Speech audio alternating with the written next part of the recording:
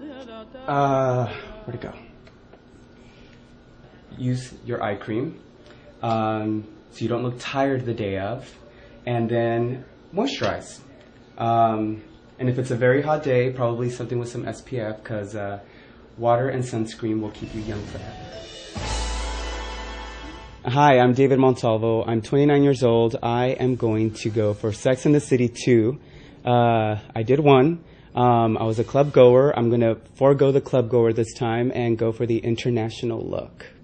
I think being an extra, if you've never heard of it or have never tried to be an extra, it's basically probably next to the worst job to being an armpit smeller. I'm not an actor, so I did have to go to work the next day when I finished shooting at 7 a.m. But again, it was just the passion of being next to, Samantha and Smith Jerrod and Mr. Big, and sort of seeing the behind the scenes, what they are like when the cameras aren't rolling, which is pretty interesting.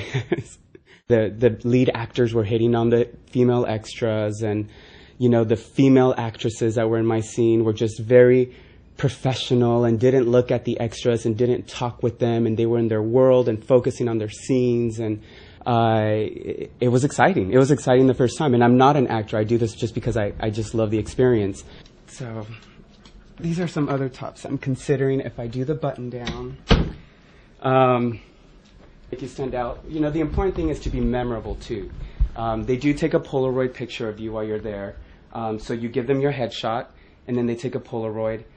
So it's your talent again is showing that you look good, that you look the part, and that you're memorable. Because trust me, you're gonna have a lot of competition if you're gonna try to go to these cattle calls. So I look forward to hopefully going out for that and see if I can find a wardrobe that looks international enough.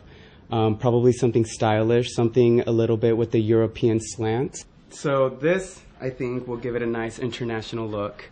Because it could be, it kind of evokes, at least to Middle America, I think it'll evoke either the Mediterranean or Middle Eastern look.